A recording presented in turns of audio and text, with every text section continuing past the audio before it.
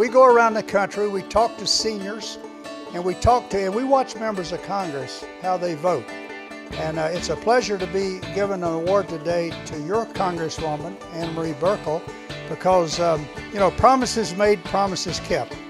She made promises to us old folks that she would look out for us, she'd preserve Medicare, Social Security, she'd look out for our rights. I'm honored to get this award, and I thank 60 Plus for giving seniors an alternative to AARP and to other organizations who don't have the best interests of seniors in mind. And I think that's the key. 60 Plus is an organization that advocates on behalf of seniors with no ulterior motive. And my fear is that Americans have to understand that the minute you get the government between you and your doctor, there is no backtracking.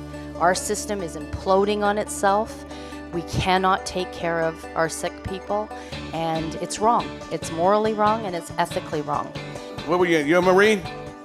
I got you beat, man. I was in the sickest, craziest. I was in the service for 8 years, postal. We're going to be making killing off the death tax a priority in next year's session, next year's legislative session.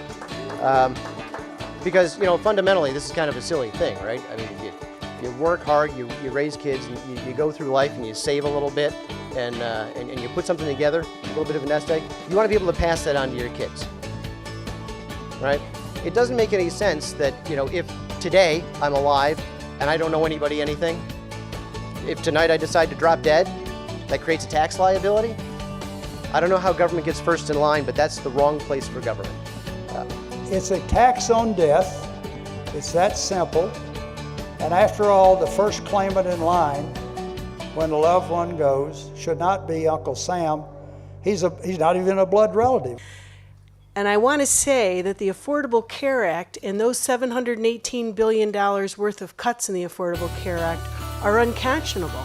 They're unconscionable that that law seizes that money from the Medicare program, and what it ends up doing is it funds the Affordable Care Act. I live there now, and it's the funniest thing living there because nobody knows me, and they think, typical Italian with the Cadillac in the garage, and they all think I'm in the witness protection program, my neighbors, which is good because nobody walks their dog on my lawn. They're like, no, that guy's crazy. And once a week I sit out in the front with a shovel. Yeah, how you doing? And they'll ask you, what do you do? Me? I'm a farmer. Yeah, I bury things. All we're selling at 60 Plus is a philosophy: limited government, less taxes. Seniors have to live within their budgets. We think the government should have to do the same. If this health care goes through, Canadians aren't going to have anywhere to run to. We're not going to be able to come here and get our treatment. And the question that I ask of you is, if it goes through for you, where will you be able to go to? But Italians and Canadians, we have a lot in common because you people go, how you doing, eh? And we go, hey, how you doing? But the leadership of the AARP in Washington is very, very liberal. That's the difference. And I know whereof I speak. I've said for years they make millions of dollars on the backs of seniors. They do. As a nonprofit, they made over $600 million last year selling things to senior citizens.